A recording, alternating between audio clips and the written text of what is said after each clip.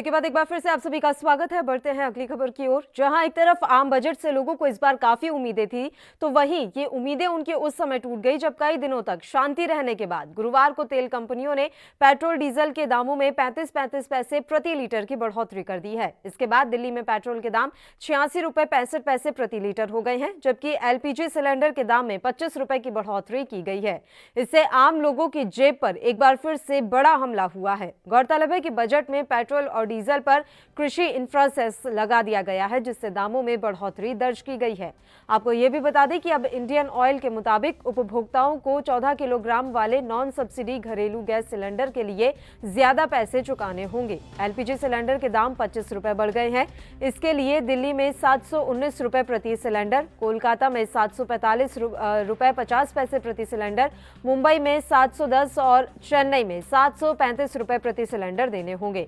इसी तरह अगर बात की जाए पेट्रोल डीजल की, तो 35 पैसे की बढ़ोतरी के बाद दिल्ली में गुरुवार को पेट्रोल जहां 86 रुपए 65 पैसे प्रति लीटर तक पहुंच गया है, तो वहीं डीजल के दाम 76 रुपए 83 पैसे प्रति लीटर हो गए हैं। उसी तरह मुंबई में पेट्रोल 93 रुपए 20 पैसे और डीजल 83 रुपए 67 रुपए लीटर हो चुका है। वहीं लगातार इस तरीके से अगर महंगाई बढ़ती रही तो जनता की जेब पर असर पड़ना लाजमी है। आखिर में अगर हम बात कोलकाता की कर लें, तो यहां पर भी पेट्रोल डीजल के दामों में बढ़ोतरी दर्ज की गई है।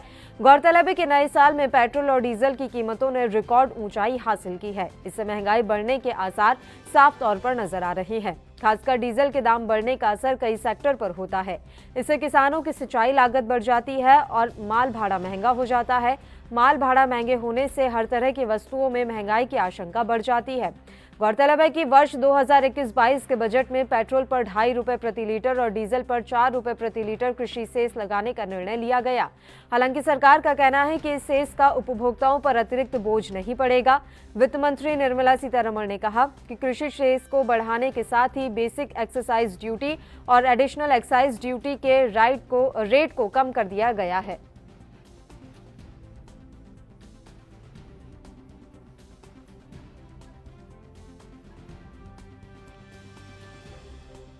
तो गुरुवार को तेल कंपनियों ने पेट्रोल डीजल के दामों में 35 प्रति लीटर की बढ़ोतरी कर दी है।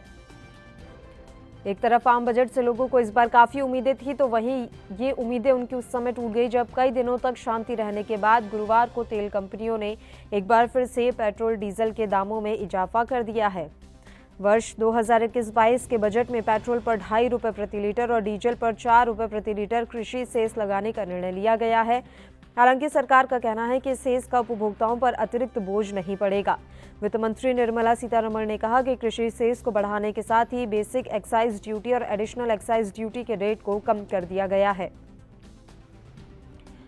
आपको बता दें कि पेट्रोल डीजल की कीमतों में बढ़ोतरी होने से अन्य जो सामान हैं उन पर भी महंगाई के आसार बढ़ जाते हैं। खासकर डीजल के दाम बढ़ने का असर कई सेक्टर पर होता है। इससे किसानों की सिंचाई लागत बढ़ जाती है और माल भाड़ा महंगा हो जाता है। माल भाड़ा महंगा होने से हर तरह की वस्तुओं में महंगाई की आशंका बढ़ जाती है। और जिस तरह से कृषि सेस लगाने का निर्णय लिया गया है, उससे महंगाई के बढ़ने की आशंका साफ तौर पर नजर आ रही है। इससे उपभोक्ताओं में खासी निराशा भी देखने को मिल रही है।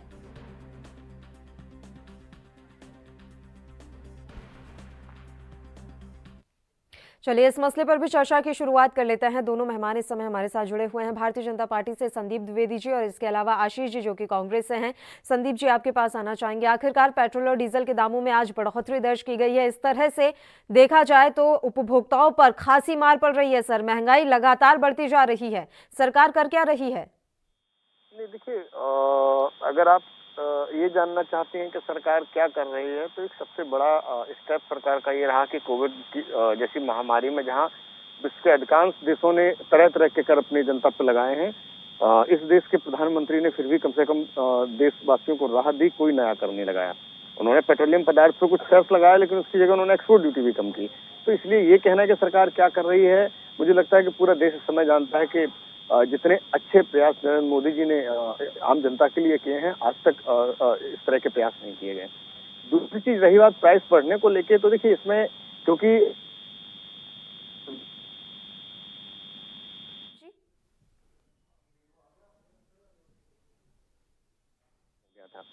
तो अब जो पेट्रोलियम पदार्थों के जो प्रोडक्ट हैं उन पे जो प्राइस कम होते हैं या ज़्यादा होते हैं, प्रयास कर रही है कि जिस तरीके से पेट्रोलियम पदार्थ अभी जीएसटी के दायरे में नहीं आते हैं और राज्य सरकारें खासतौर से जहां नॉन बीजेपी सरकारें हैं, जहां कांग्रेस की सरकार है, टीएमसी की सरकार है या अदर पार्टियों की सरकारें हैं, वो जीएसटी काउंसिल में पहला विरोध ही अगर करती हैं तो इसी बात का करती हैं कि पेट्रोलियम पदार्थ जीएसटी के दायरे में नहीं आना चाहिए।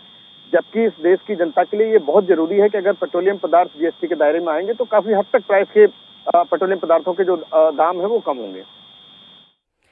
सर, मैं तो ये आपसे समझना चाह रही हूँ कि अन्य देशों के मुकाबले हमारे देश में पेट्रोल डीजल के दाम इतने ज़्यादा क्यों बढ़े हुए हैं? अगर हम हमारे पड़ोसी देशों की बात करें तो उन पड़ोसी देशों के मुकाबले हमारे यहाँ इतने ज़्यादा पेट्रोल डीजल के दाम आखिर क्यों बढ़ रहे हैं? डिसीजन जीएसटी काउंसिल में नहीं लिया जाता है और केंद्र सरकार बार बार राज्य सरकारों से अनुरोध करती है कि पेट्रोलियम पदार्थों को भी जीएसटी के दायरे में लाया जाए। और सबसे ज्यादा अगर आप देखिए, मैं किसी एक प्रदेश की बात नहीं कर रहा हूँ, सबसे ज्यादा अगर पेट्रोलियम पदार्थों पे जो टैक्स लेती हैं वो राज्य सरकारें लेती हैं और राज्य सरकारें इसीलिए कहीं ना कहीं पेट्रोलियम पदार्थों को जीएसटी के दायरे में नहीं आने दे रही। केंद्र सरकार का तो बहुत ज्यादा पेट्रोलियम पदार्थों पर होल्ड है भी नहीं और ना ही केंद्र सरकार बहुत बड़े तौर पर कोई टैक्स लेती है। तो इसमें कहीं ना कहीं राज्य सरकारों को आगे आना चाहिए, वो चाहे कांग्रेस की हो चाहे बीजेपी की हो, किसी भी पार्टी की सरकार हो, लेकिन उन्हें कहीं ना कहीं पेट्रोलियम पदार्थों को जीएसटी काउंसिल में जिस तरीके से कहा जा रहा है कि जीएसटी के दायरे में आने चाहिए और नॉन बीजेपी राज्य सबसे पहले खड़े हो जाते हैं कि नहीं भाई पेट्रोलियम पदार्थ जीएसटी के दायरे में नहीं आएंगे, तो वो कहीं ना कहीं आम जनता के लिए काफी दुखद होता है और आम जनता उससे कहीं ना कहीं परेशान भी हो रही है। आपके हिसाब से केंद्र का कोई ज्यादा इसमें रोल होता नहीं है, राज्य सरकारों की ही ये कॉल होती है? तो सर, जब यूपीए के कार्यकाल में जब पेट्रोल के दाम बढ़ रहे थे तब क्यों स्मृति ईरानी से लेकर तमाम जो नेता हैं वो सड़कों पर उतरते हुए नजर आ रहे थे? तब तो केंद्र के खिलाफ इतनी नारेबाजी बीजेपी की तरफ से की जा रही थी जैसे पता नहीं क्या हो गया है। और अगर उसके मुकाबले अब जाकर हम कीमत देखें तो 100 रुपए तक पहुंच गई है कीमतें। उस समय तो आपने इतनी हाई तौबा मचा दी थी, लेकिन उस समय फिर भी कीमतें कम थी और अब तो देखिए 100 रुपए, राजस्थान में 100 रुपए मिल रहा है पेट्रोल। क्योंकि तब जीएसटी नहीं था और दूसरी चीज तब जो पेट्रोलियम पदार्थों की प्रोडक्ट थे उनके प्राइस डायरेक्ट केंद्र सरकार के हाथ में थे। ये मोदी जी ने बोल्ड स्टेप लिया था कि पेट्रोलियम पदार्थों को सरकार के नियंत्रण से बाहर किया और दूसरा बोल्ड स्टेप उन्होंने लिया कि जीएसटी लेके आए। अब ये नॉन बीजेपी राज्यों में जहां सरकारें हैं वो हमें बता दें वो क्यों पेट्रोलियम पदार्थों को जीएसटी के दायरे में नहीं आने दे रही हैं। अगर जीएसटी के दायरे में पेट्रोलियम पदार्थ आ जाएं तो मैं गारंटी से इस बात को कह सकता हूं कि 60 के आसपास मैक्सिमम राज्यों में पेट्रोल डीजल हो जाएगा, लेकिन वो नहीं आने देंगे क्योंकि सबसे बड़ी कमाई है दिल्ली जैसा राज्य सबसे ज्यादा टैक्स वसूलता है पेट्रोलियम पदार्थों पे। ठीक है आशीष जी, पहले आपके पास आना चाहेंगे। जिस तरह की बातें कर रहे हैं संदीप जी, आपने सुन ही लिया होगा पेट्रोल डीजल के दाम आखिर क्यों बढ़ रहे हैं। और राजस्थान में तो आपकी सरकार है, वहां सबसे ज्यादा दाम है 100 रुपए, पेट्रोल की कीमत 100 रुपए प्रति लीटर वहां पहुंच गई है। तो पल्लवी जी, मैं आपको स्पष्टता करना चाहता हूं कि इन्होंने बात कही कि पेट्रोल को जीएसटी के दायरे में लाया जाए। मैं आपको स्पष्टता करना चाहता हूं कि यदि पेट्रोल को जीएसटी के दायरे में आपने लाया तो पेट्रोल के दाम कम नहीं होंगे, बढ़ेंगे, क्योंकि जीएसटी जिस तरीके से बहुकरीय तरीके से लागू किया है और निम्न पदार्थों को सामान्य व्यक्तियों के द्वारा उपभोग की जाने वाली वस्तुओं पर जीएसटी को लागू किया गया है, उससे लोगों को सामना करना पड़ेगा। और दूसरी बात, आपने पेट्रोल और डीजल के मूल्य की बात की, मैं आपको कहना चाहता हूं कि 26 मई 2014 को मोदी जी ने दिल्ली की गद्दी संभाली, तब अंतरराष्ट्रीय स्तर पर कच्चे तेल का मूल्य था 108 प्रति डॉलर बैरल था। डॉलर लीजिए ना, एक आपको मैं स्पष्टता करता हूं, $108 प्रति बैरल था। उस समय देश में पेट्रोल का मूल्य था 71.41 रुपए और डीजल था 55.49। आज देश में अंतरराष्ट्रीय स्तर पर कच्चे तेल की कीमत है जब केवल 50 से $51 प्रति बैरल के आसपास है, तो देश में कितना है? जिस प्रकार से आपने बताया पेट्रोल का मूल्य है 86.65 रुपए, डीजल चला गया 76 रुपए। बम्बई जो देश की आर्थिक राजधानी है वहां पर पेट्रोल का मूल्य है 93 रुपए के आसपास, डीजल 83। आपको ये बताया पल्लवी जी, क्यों? जबकि पेट्रोल का जो मूल्य होता है, आधार मूल्य, वो केवल 24 या 25 रुपए होता है। और इन्होंने बात की कि केंद्र सरकार पैसे नहीं लेती। मैं आपको बताना चाहता हूं कि देश के प्रत्येक सामान्य व्यक्ति को जब वह पेट्रोल खरीदता है तो केंद्र सरकार को 32.98 रुपए और राज्य सरकार को 19.32 रुपए का उनको भुगतान करना पड़ता है। यानी कि यदि मैं 1 लीटर पेट्रोल की खरीद करता हूं तो मुझे सरकार को 52 रुपए का टैक्स देना पड़ेगा। किस प्रकार सर? आपने कहा बजट आपने पढ़ा होगा, मैंने भी पढ़ा है। मैं कहना चाहता हूं कि बजट में आपने जिस प्रकार से एग्री इंफ्रास्ट्रक्चर पेट्रोल पर डीजल पर लागू किया है 2.5 रुपए और 4 रुपए पेट्रोल के मूल्य पाएगा। और एक नहीं पल्लवी जी, ये तो केवल जो उत्पाद है, अन्य विभिन्न भांति प्रकार के ऊपर इन लोगों ने कृषि सेस को लागू किया है कि जिसके माध्यम से अधिक राजस्व प्राप्त करना और इसी राजस्व का पूंजीपतियों का ऋण माफ करने में प्रयोग किया। और एक आंकड़े के खातिर में आपको बताना चाहता हूं, पिछले 6 वर्षों में भाजपा सरकार ने एक्साइज ड्यूटी में बेतहाशा वृद्धि करके 20 लाख करोड़ का राजस्व प्राप्त किया है। कितने 20 लाख करोड़? कहां गया इतना सारा धन? सरकार का एक ही उद्देश्य है कि पेट्रोल डीजल के मूल्य में तहाशा वृद्धि करके उपभोक्ताओं की जेब से धन लूटकर पूंजीपतियों की जेब में डाला जाए। यही उद्देश्य के साथ ये सरकार कार्य कर रही है।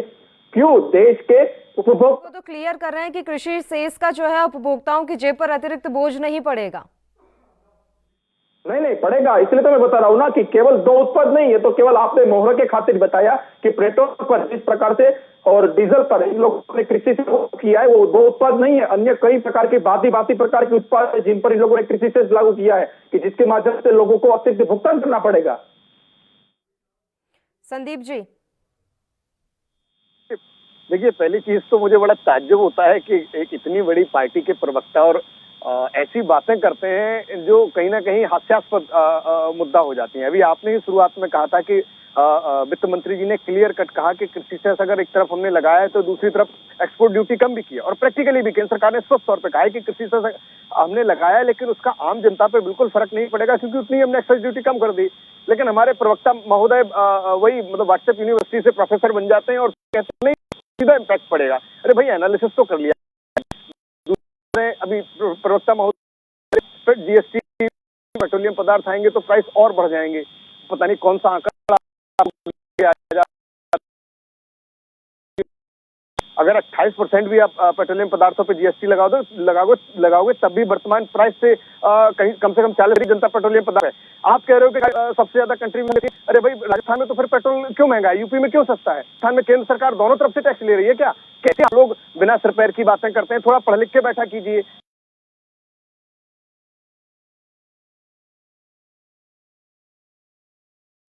कार्य करिए कि आप लोग जानबूझ को खत्म करिए, इसलिए नहीं चाहते पेट्रोलियम पदार्थ जीएसटी के दायरे में है। 28% अगर जीएसटी लगा तो भी पेट्रोलियम पदार्थ 10% भेजना है 10% का, तो भाई पेट्रोलियम पदार्थ से जनता को लूट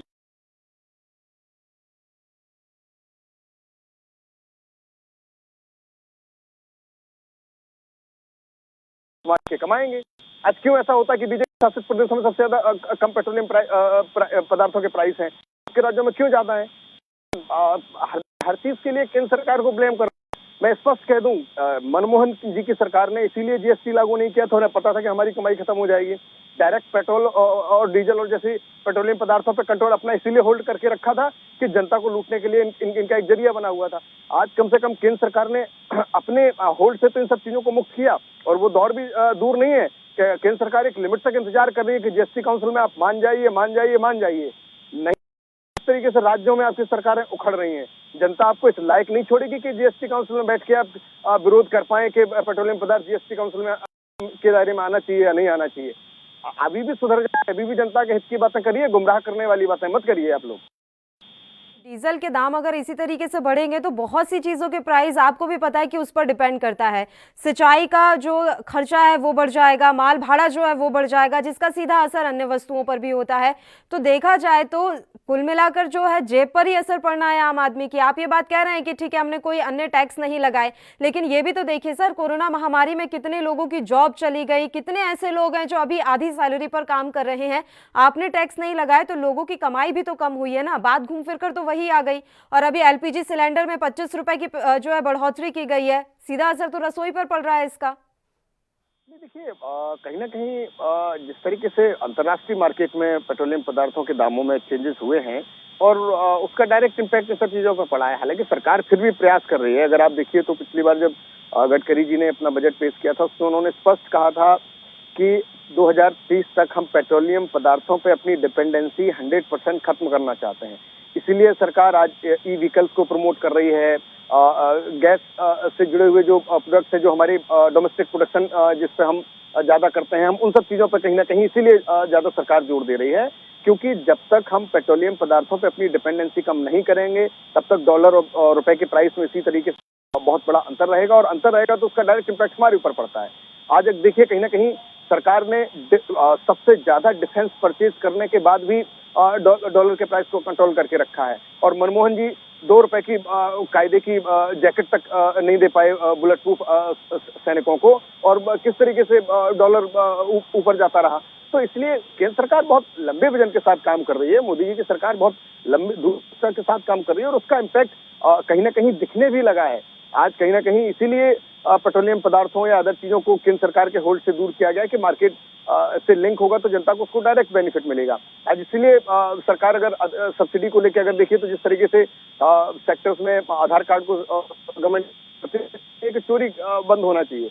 जहां पहले जो पात्र था उसको कुछ नहीं मिलता था, और जो फर्जीवाड़ा करता था वो 10-10 जगह कहीं ना कहीं सब्सिडी लेता था। तो सरकार की प्राथमिकता है कि आम जो गरीब है, मध्यम वर्ग है, उसको कहीं ना कहीं राहत मिलना चाहिए, तो सरकार उसी उसमें काम कर रही है। आपने स्पष्ट कहा, लेकिन मुझे लगता है इनको थोड़ा वित्तीय मामलों पर प्रकाश डालना चाहिए। इन्होंने कहा, हमारी वित्त मंत्री जी ने स्पष्ट तौर पर कहा कि हमने एक्साइज ड्यूटी में कटौती की है। यदि कटौती की होती तो आज पेट्रोल और डीजल के इतने नहीं होते। कटौती पूर्व होने की आवश्यकता थी जब देश अंतरराष्ट्रीय स्तर पर कच्चे तेल की कीमत कम थी, कोरोना काल में लोग माइग्रेट हो रहे थे, तब तो आपने पेट्रोल और डीजल के मूल्य में बेतहाशा वृद्धि कर दी। और दूसरी बात, पता होगा कि सरकार जो सेस लगाती है वो राज्यों के साथ साझा नहीं होता है। इसीलिए सरकार ने लगाया कि किस तरीके से आर्थिक तौर पर राज्यों का शोषण किया जाए और अधिक से अधिक धन को बटोरा जाए। और तीसरी बात इन्होंने कही कि हमारी सरकार देश के हितार्थ में और लोगों के लिए कार्य कर रही है। पल्लवी जी, मैं बताना चाहता हूं कि यह सरकार देश की आर्थिक जीडीपी को तो सुधारने का प्रयास नहीं कर रही है, लेकिन लोगों के घर की जीडीपी, जो घर की जीडीपी है, गैस, डीजल और पेट्रोल, उनको बिगाड़ने का स्पष्ट तौर पर कार्य कर रही है। ये दर्शाता है। आप बताइए, जब कोरोना काल में centre for the monitoring of Indian economic report के अनुसार अप्रैल माह में जीडीपी चली गई 23.52%, देश के इतिहास में प्रथम बार। नंबर 2 पर 12 करोड़ लोग बेरोजगार हो गए, 1 करोड़ 80 लाख वेतनभोगी यानी कि सैलराइड जॉब में लोग बेरोजगार हो गए। ये आपने कार्य किया जब हमने मांग की थी न्याय को लागू किए, लोगों का कल्याण होगा, कंजप्शन बढ़ेगा, यदि कंजप्शन बढ़ेगा तो डिमांड क्रिएट होगी, किंतु आपने तो इसको स्वीकार कर दिया। और जिस तरीके से पेट्रोल और डीजल के मूल्य में बेतहाशा वृद्धि कर दी, ये क्या कर दर्शाता है पल्लवी जी? तो यही हुआ कि 15 रुपए पहले सरकार ने 15 रुपए बढ़ाए, फिर 2 रुपए कम कर दिए और कर दिया 13 रुपए, और लोगों को बताए देखिए हमने कम कर दिया। ये जिस तरह से मिथ्या नीतियों को लागू कर रहे हैं, ये लागू नहीं चलेगा। जब देश का सामान्य व्यक्ति, जो देश का किसान खेत खलिहान में ट्रैक्टर चलाता है, जब वो डीजल खरीदेगा तब उसको मालूम होगा। तो मैं बताना चाहता हूँ पल्लवी जी, देश के अन्नदाता को कभी डीजल, पेट्रोल, डॉलर, अंतराष्ट्रीय उनके बारे में नहीं पता होता। उनको तो कम मूल्य चाहिए, किफायती दर चाहिए, जो सरकार प्रदान नहीं कर रही है। और जीएसटी काउंसिल की बात की,